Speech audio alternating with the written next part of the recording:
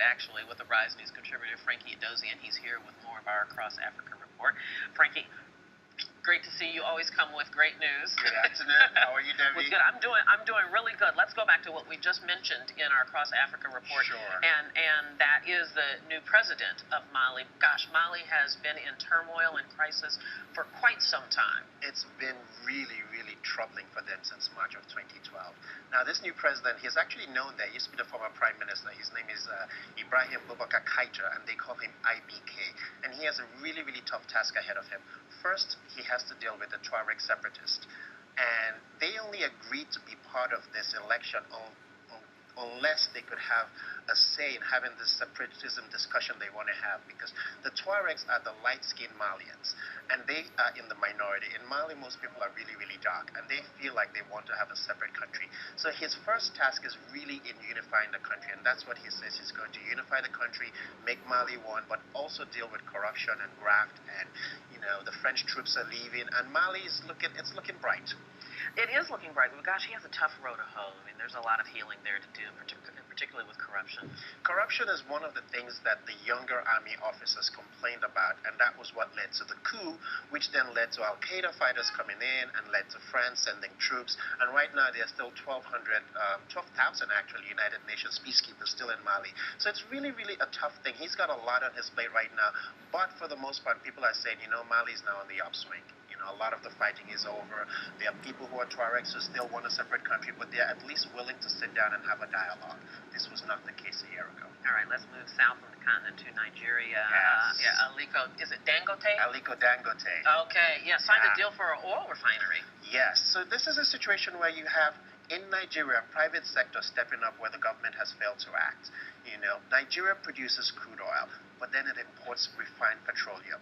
Aliko Dangote has now come up with $6 billion from banks and $3 billion from his own Dangote Industries to build a refinery that's going to create thousands of jobs and stop Nigerians from having to import oil that they use for petroleum, for gas. He also wants to build a fertilizer plant and petrochemical. So this is really going to change the landscape of an already gigantic economy, but where the government has failed. The government has two refineries that don't really produce the capacity. They're falling apart. So Dangote has said, you know what, I'm a billionaire, I'm a businessman, private industry can do this. Now, this is kind of out of left field, but is there any timeline on when this refinery will go online? Actually, he did tell the BBC that he wants to have the refinery working by 2016. So that's not a very long time. That's not long at all. Okay, let's move to Liberia. There's been problems with freedom of the press there. Yes.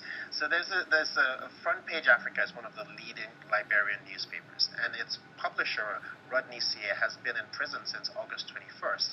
This is troubling because he was found guilty of libel and sentenced, not really sentenced, but charged with $1.5 million to pay a fine. And this would cripple his entire industry. It's already crippled his newspaper. They're not publishing anymore. They're only publishing online. And since he could not come up with that money because of stories that talked about the Information Ministry's corruption, he has now been put in jail. This is a problem for President Ellen Johnson Sirleaf, because she has recently signed the Table Mountain Accord, which says that freedom of the press in Africa and insult laws are going to be removed. Unfortunately, she has taken no action. He languishes in jails. Reporters Without Borders, Committee to Protect Journalists, everyone is saying, President Johnson Sirleaf, when are you going to release this man? Yeah, and freedom of the press is so critical to a stable democratic government. So something has to be done there. And then finally, a little fun story. Sports? Sports, indeed. We reported yesterday, in fact, that Senegal had started table tennis again as a national sport after a 10-year absence. But why is something like this so important to a country? It is because for individual sports or small team sports like table tennis or actual tennis, players cannot get very far unless they participate in international competitions.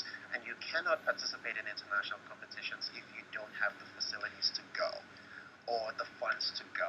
So table tennis, which is really popular across of West Africa because it's so easy. You get a table, you get two balls, you get your ping pong bats, and you can practice for hours.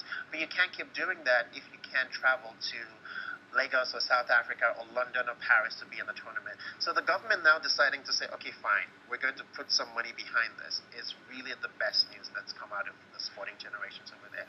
If you look right now in New York, there's the United States Open going on. Sub-Saharan Africa has perhaps only South Africa represented in there because a lot of these governments don't really sponsor their individual sports players. So this could signal a sea change in the way we see sports. A lot of team sports are sponsored. Soccer and hockey is sponsored, but for smaller sports and individual sports, it's a bit tough.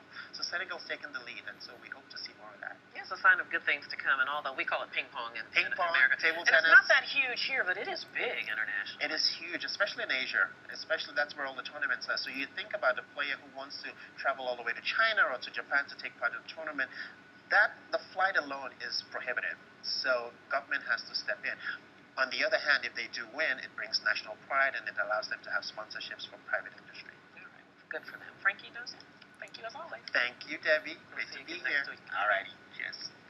This is The Rise America.